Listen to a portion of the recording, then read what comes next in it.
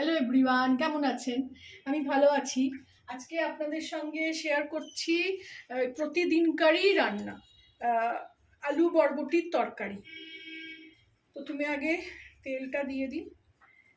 এখানে বেশি তেল নেই, কিন্তু অল্প তেল দিয়েই করি, আমাদের তেলটা শেষ হয়ে এসছে। তেলটা গরম হোক, এতে আমি একটু পাঁচফোড়ন দিয়ে দেবো।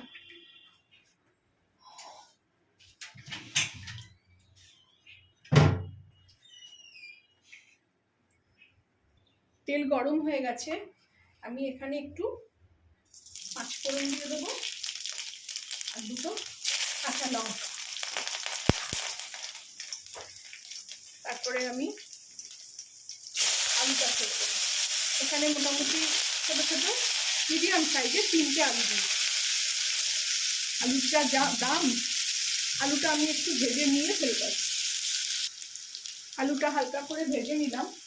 এর মধ্যে এবারে এই যে বরবটি এরমভাবে কেটে রেখেছি, লম্বা লম্বা করে ধুয়ে নিয়ে কেটেছি। আমার শাশুড়ি বলতো সবজি কেটে ধোয়া উচিত না, ধুয়ে নিয়ে কাটা উচিত, তাতে গুণাগুণটা বজায় থাকে। তো সেই থেকে অভ্যেস হয়ে গেছে আমি যে কোনো সবজি আগে ধুই তারপরে কাটি। আর এখন তো করোনাকালের পর থেকে এমন অভ্যেস হয়ে গেছে, বাজার থেকে এনে সবজি না ধুয়ে আমি ফ্রিজে তুলতে পারি না। এটাকেও একটু ভালো করে মিলিয়ে নেবো। এই সময় এর মধ্যে আমি হলুদ,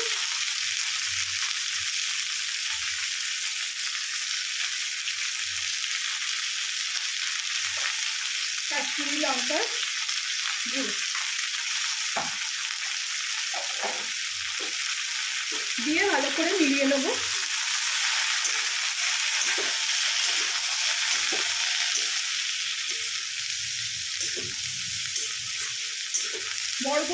বরবটি খেতে আমার ভীষণ ভালো লাগে। মানে বরবটি এরকম আলু দিয়ে তরকারি আমি আমার শাশুড়ির কাছ থেকে এসেই শিখেছি। বাড়িতে আমার বাপের বাড়িতে হতো, কিন্তু ওই খেয়ে নিতাম কী করে কী হচ্ছে, তখন অত আর দেখা হতো না। তো এইভাবে করে আমি এতে একটু ঢাকা দিয়ে দেবো। ঢাকা খুলি, ঢাকা দিয়ে দিয়েছিলাম, যে কিন্তু তেল কমে সবসময় ঢাকা দিয়ে দিয়ে রান্না করি।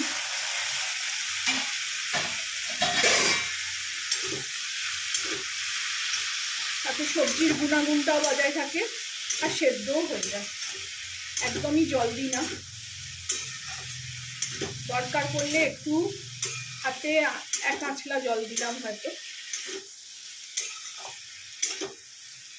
এইবার এতে আমি একটা আধখানি ছোট টমেটো আর অল্প একটু বেগুন কেটে রেখেছি, সেটা দিয়ে দিলাম। বেগুনটা দিলে একটু মাখা মাখা খেতে হয়, ভালো লাগে। আমি আমার বাপের বাড়িতে দেখেছি এগুলো, যে যে কোনো রান্না, মানে বরবটি হোক, এরকম ভেন্ডি হোক, পটল হোক, চচ্চড়ি, এরকম পাঁচফোড়ন দিয়ে তরকারি হওয়ার মানেই তাতে একটু বেগুন পড়বে।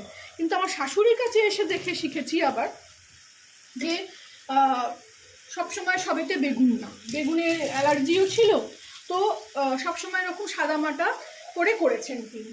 তো এই সময় আমি এদের একটু নুন দিয়ে দিই।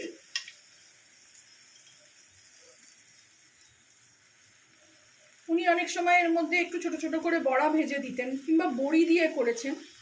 পেঁয়াজ রসুন শাশুড়ি বিধবা মানুষ ছিলেন, তো কোনোদিনই ওইভাবে খাননি। নুন আর দেবো না, হয়ে গেছে। আর একটু স্বাদ অনুসার চিনি। আমি ইউটিউবে অনেক রকম এই বরবটির মানে রেসিপি দেখেছি, কেউ ভর্তা, কেউ ওই গোল গোল করে ঘুরিয়ে নিয়ে ভাজা, কিন্তু আমি একটু এই নর্মাল রান্নায় বিশ্বাসী। রোজকার রান্না অত তরিবাতি করে হয় না। এইসব আমার যা প্রতিদিনকার রান্না, এই রান্না কোনো ইউটিউবে পাওয়া যাবে না। এটা শুধু আমিই করি আর এইভাবেই শেয়ার করি, যে আমি যেভাবে খাই। এভাবে মিলিয়ে দিলাম, দিয়ে এবার এটাকে ঢাকা দিয়ে দেবো। এগুলো গলে যাবে, আলুও সেদ্ধ হয়ে যাবে।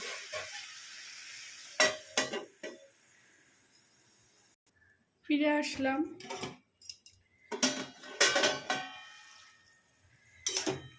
দেখুন জলও বেরিয়ে গেছে,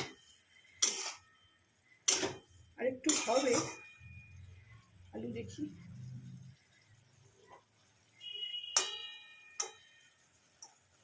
আলু সেদ্ধ হয়ে গেছে। অনেকে অনেক রকম ভাবে বরবটি করেন, আমি দেখেছি ইউটিউবে। পেঁয়াজ, রসুন, চিংড়ি মাছ দিয়ে আমারও করার ইচ্ছে ছিল, চিংড়ি মাছ নিয়েও ছিলাম, কিন্তু ভাবলাম যে না, আজকে এইভাবে করে খাই, অনেক দিন খাইনি।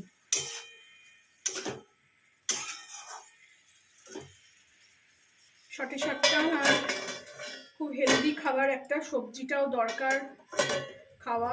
সবজির এত দাম ঠিকই কথা, কিন্তু সবজি খেতেও তো হবে মাছ মাংসের সঙ্গে সঙ্গে। মাছ মাংসও আমরা বেশি খাই না, কিন্তু সবজি ডালটা দরকার সব সময়। আবার ঢাকা দিয়ে দিলাম, ফিরছি রেডি বরবটি নিয়ে। ফিরে আসলাম। এই দেখুন বরবটি কিন্তু রেডি। আমি তো এরকম বসিয়ে দিয়ে, যেসব রান্না এরকম কম আছে ভালো হয়, বসিয়ে দিয়ে সব কাজ করে নিতে পারি। তেমন এখন চান করে বেরোলাম, আজকে একটু দেরি হয়ে গেছে সব করতে গিয়ে। 9টা থেকে 1টা অবধি লাইট ছিল না, মেনটেনেন্সের কাজ চলছিল সিএসসির। আলুও সেদ্ধ, বেগুনও মাখা মাখা হয়ে গেছে। আপনারাও এইভাবে বানাবেন, যেরকমভাবে আমি বানালাম, বানিয়ে দেখবেন কেমন লাগে, আমাকে জানাবেন। ভালো লাগলে আমার চ্যানেলটাকে একটা লাইক, শেয়ার অ্যান্ড সাবস্ক্রাইব করে দেবেন। এটাকে গ্যাসটা বন্ধ করে দিলাম। ওকে, এবার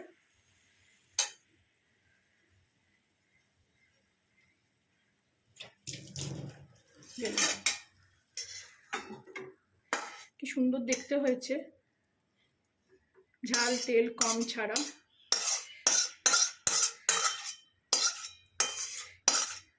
অনেকে অনেক রকম ভাবে বানান, আমি আমার ভার্সনটা দেখালাম, শেয়ার করলাম আপনাদের সঙ্গে।